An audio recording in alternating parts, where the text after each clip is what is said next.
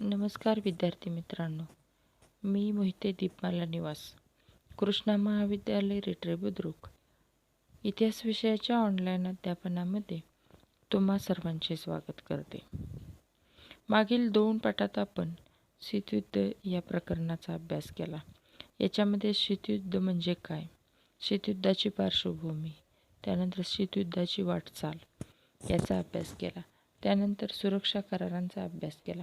त्याच्यामध्ये सिएटो करार, South East Asia treaty organisation आणि सेंटो करार, Central Treaty Organisation, Soviet Russia आणि चीन यांच्यामध्ये झालेल्या सुरक्षा कराराचा अभ्यास केला. त्यानंतर वारसा करार याचाही अभ्यास केला. त्यानंतर अलिप्ततावादामध्ये भारताची भूमिका, अलिप्ततावादी राष्ट्र म्हणजे काय हेही अभ्यासलं. जी राष्ट्रे शांततामय सहजीवनाच्या आधारे स्वतंत्र परराष्ट्रीय धोरणाचा पाठपुरावा करतात, इतर परतंत्र देशातील स्वातंत्र्य संग्रामांना पाठिंबा देतात आणि महासत्तांनी स्थापन केलेल्या लष्करी करारात किंवा महासत्तांशी द्विपक्षी करारात स्वतःला गुंतवून घेता येत नाहीत, त्यांना अलिप्ततावादी राष्ट्र मानण्यात येते. ही संकल्पना आपण समजून घेतली. त्यानंतर अलिप्ततावादी चळवळीचे निकष अभ्यासले. त्यानंतर आज आपण दक्षिण आशियाई प्रादेशिक सहकार संघटना, south Asian association for regional cooperation म्हणजेच सार्क संघटनेचा अभ्यास करणार आहोत. आशिया खंडात आर्थिक सामाजिक विकासासाठी एखादी संघटना असावी असे बांगलादेशचे त्यावेळचे प्रमुख झिया उर रहमान यांना वाटत होते. त्यांच्या कल्पनेतूनच बांगलादेश, भारत, भूतान, पाकिस्तान, श्रीलंका, मालदीव, नेपाळ या देशांच्या परराष्ट्र सचिवांची 1981 मध्ये एक बैठक झाली. ही बैठक कोलंबो येथे झाली. या बैठकीत प्रादेशिक सहकार्यासाठी नियोजन, कृषी, ग्रामीण विकास, आरोग्य, लोकसंख्या आणि व्यापार या विषयावर सहकार्य करण्याचे ठरले. 1983 मध्ये दिल्ली येथे या देशांच्या परराष्ट्रमंत्र्यांची बैठक झाली. या बैठकीत सार्कचा जाहीरनामा प्रसिद्ध करण्यात आला.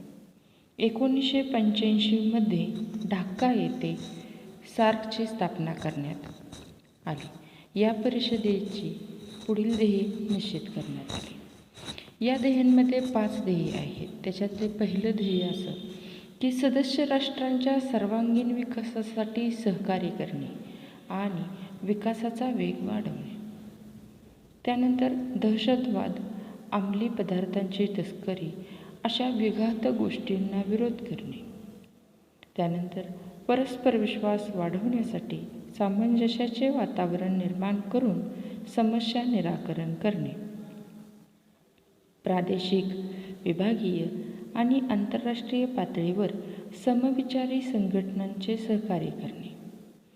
आंतरराष्ट्रीय पातळीवर सामायिक हितासाठी प्रयत्न करणे.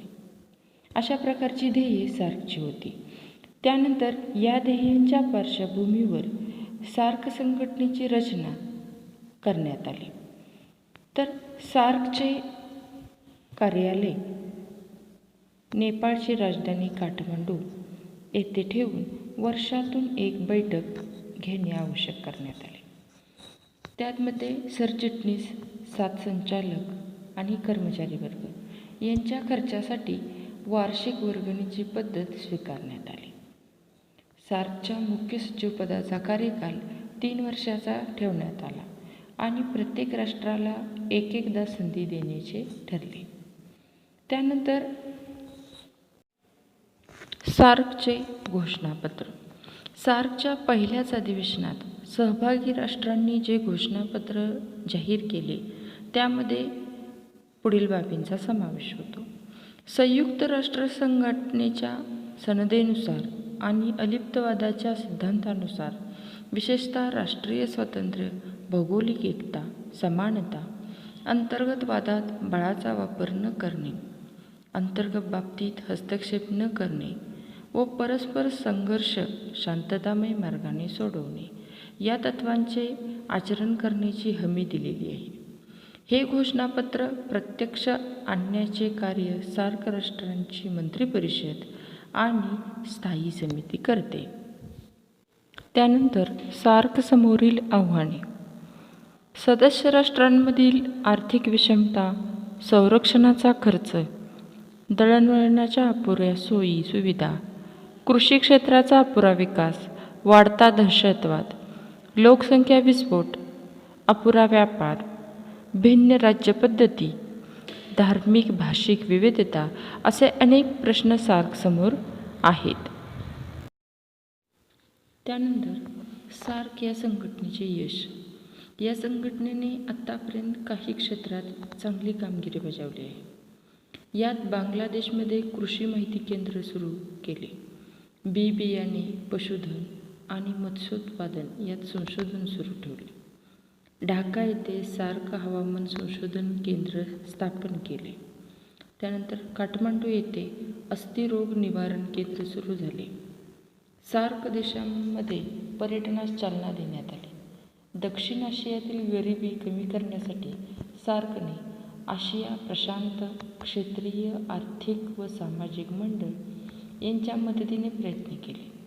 व्यापार वृद्धीसाठी उच्चस्तरीय आर्थिक सहकार्य मंडळ स्थापन करण्यात आले. सार्कचे दस्तऐवज केंद्राच्या माध्यमातून माहिती पुरवण्याची सोय करण्यात आली. इस्लामाबाद येथे सार्क मनुष्यबळ विकास केंद्र स्थापन करण्यात आले. त्यानंतर अंमली पदार्थ व्यापार विरोधी करार करण्यात आला. डाक सेवा, दळणवळण अशासारख्या महत्त्वाच्या विषयांवर समित्या स्थापन करण्यात आल्या. दक्षिण आशियातील देशांमध्ये आपापसातील व्यापार वृद्धिंगत व्हावा म्हणून 1993 मध्ये दक्षिण आशियाई प्राधान्य व्यापार करार स्थापन करण्यात आला आणि 2004 मध्ये दक्षिण आशियाई मुक्त व्यापार क्षेत्र हे 2 करार करण्यात आले. अनेक आव्हाने असली तरीही या संघटनेने आत्तापर्यंत काही क्षेत्रात काही प्रमाणात चांगल्या पद्धतीने यश मिळवलेले आहे. त्यानंतर पुढे आपण राष्ट्रकुल म्हणजेच कॉमनवेल्थ या संघटनेचा अभ्यास करणार आहोत. त्याच्या अगोदर राष्ट्रकुल म्हणजे काय हे समजून घेऊ. इंग्लंडच्या साम्राज्यात असणाऱ्या परंतु काही काळाने स्वतंत्र झालेल्या काही राष्ट्रांची आंतरराष्ट्रीय संघटना म्हणजे राष्ट्रकुल होय. त्याचा अर्थ साम्राज्यांतर्गत विविध वसाहतींचे गव्हर्नर आणि प्रशासक यांनी एकमेकांच्या अनुभवांची देवाणघेवाण करावी. राजकीय आणि प्रशासकीय धोरणात एकसूत्रता आणण्याचा प्रयत्न करावा या उद्देशाने ही संस्था उभारली गेली. त्यानंतर स्थापना.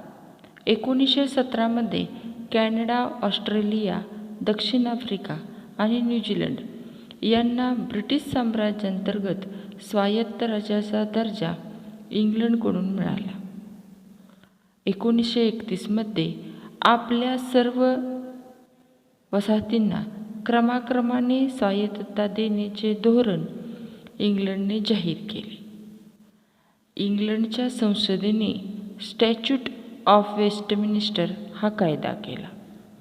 या कायद्यान्वये राष्ट्रकुलास मान्यता देण्यात आली. प्रथेनुसार या संघटनेचे प्रमुख पद ब्रिटिश राजा अथवा राणीकडे आहे. राष्ट्रकुलाचे लंडनमध्ये स्वतंत्र सचिवालय स्थापन करण्यात आले. स्वयंस्फूर्त सहकार्य हे राष्ट्रकुलाचे पायाभूत तत्व होय. त्यानंतर राष्ट्रकुलाचे फायदे. दुसऱ्या महायुद्धानंतर आफ्रिका आशिया खंडातील इंग्लंडच्या वसाहतींना स्वातंत्र्य मिळाले. त्याचे श्रेय काही अंशी तरी राष्ट्रकुलला द्यावयास हवे. वसाहतीमध्ये निर्माण झालेल्या राष्ट्रीय संग्रामामुळे आणि बदललेल्या आंतरराष्ट्रीय परिस्थितीमुळे ब्रिटिश साम्राज्याचे विघटन अपरिहार्य ठरले. त्याचबरोबर वसाहतवाद विरोधी चळवळींना राष्ट्रकुलाच्या अस्तित्वामुळे चालना मिळाली. त्याचप्रमाणे या प्रदेशांना स्वातंत्र्य देण्याबाबत ब्रिटनमधील काही स्तरांमध्ये जो मानसिक विरोध होता तो राष्ट्रकुल संघटनेमुळे काहीसा कमी झाला. विशेषतः स्वतंत्र झाल्यानंतरही भारताने राष्ट्रकुल संघटनेसोबत राहण्याचा निर्णय घेतल्याने हे होऊ शकले. त्यानंतर राष्ट्रकुल आणि भारत 1948 राजस्थान येथील जयपूरमध्ये भरलेल्या काँग्रेस अधिवेशनात पंडित जवाहरलाल नेहरू यांनी राष्ट्रकुलामध्ये सामील होण्याचा निर्णय घेतला. समता आणि सार्वभौमत्वाच्या तत्त्वाच्या आधारे भारत राष्ट्रकुलचा सदस्य झाला. या निर्णयास तत्कालीन परिस्थितीची पार्श्वभूमी होती. भारतास लागणाऱ्या लष्करी सामग्रीचा इंग्लंडकडून होणारा पुरवठा, भारतास मिळणाऱ्या परकीय हुंडणावळीच्या सुविधा, भारताच्या निर्यात मालास ब्रिटिश बाजारपेठेत मिळणारी जकात सवलत आणि पाकिस्तानच्या विरोधी प्रचारास अटकाव करण्यासाठी खुले असणारे राष्ट्रकुल व्यासपीठ याचा विचार करून भारताने राष्ट्रकुल या संघटनेचे सदस्यत्व स्वीकारले. याशिवाय कॉमनवेल्थ गेम्समध्ये भारताचा प्रमुख सहभाग आहे.